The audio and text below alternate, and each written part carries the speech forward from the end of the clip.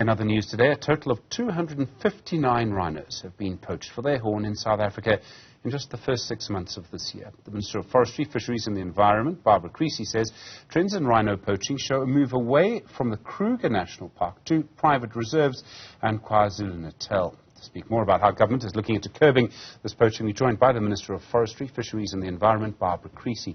Minister, good afternoon to you and thank you for your time. It seems to me to be a relatively high number of rhinos poached in the first half of this year. How are the trends looking? Good afternoon, Stephen, and greetings to your viewers at home. Yes, indeed, this is a disappointing figure. While overall there is a general downward trend from a few years back, this is obviously far more than the number of rhino we would want to poached. And I think that because of the serious battle that has been waged in the Kruger National Park, and of course because there are parks elsewhere in South Africa that still have a significant rhino population, we are seeing a move away from the Kruger Park to KwaZulu-Natal and also to the private reserves surrounding Kruger. And of course, this is a very worrying development. We are now changing strategy and we're focusing on supporting KwaZulu-Natal and also the private reserves surrounding Kruger so that we should assist them in this renewed onslaught on our rhino population. Are the poachers moving to private reserves because they're harder to protect, because the anti-poaching activities in the Kruger National Park have become so effective?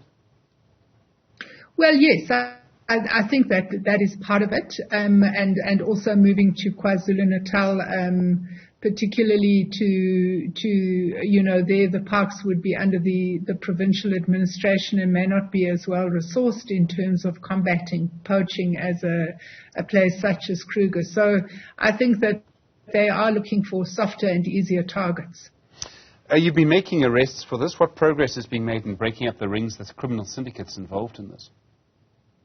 Well, for a number of years now, Stephen, we have shifted our focus at national level from just looking at the boots on the ground to looking at how we deal with this as a phenomena of syndicated and organized crime, which it obviously is. And what this means is that we have established a fusion center where we have analysts that analyze all the activity that is taking place. We're working very closely with the SAPs and Hawks. We're working closely with the national prosecuting authorities, but we're also working closely with the transport sector. We've been looking at the points of exit from the country. We had a huge bust at OR Tambo in recent times. And of course, we're working on the financial sector because, as the saying goes, follow the money. So we've had arrests of those higher up the value chain at OR Tambo, at a processing center in Bedford View. We had the first conviction ever on a money laundering charge. So we are cautiously optimistic that this strategy is helping us to find those not just at foot soldier level but higher up the value chain. And we think that ultimately if you want to stop this activity or significantly curb it, this is the way to go. One of the things we've seen is that I think at least 2 rangers, anti-poaching rangers, game rangers, have lost their lives in just the last couple of weeks alone. I mean, these were people literally given their lives trying to protect an animal. It's extraordinary what's happening here.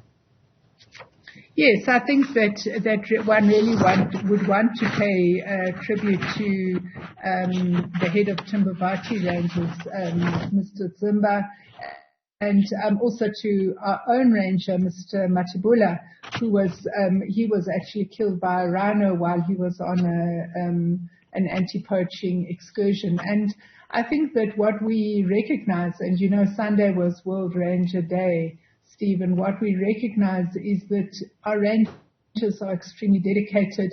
They are working under very, very difficult circumstances. And in these 2 instances, we have seen situations where, in fact, they have made the supreme sacrifice for conservation. Creecy, Minister of Fisheries, Forestry and Environmental Affairs, I really do appreciate the time. Thank you very much.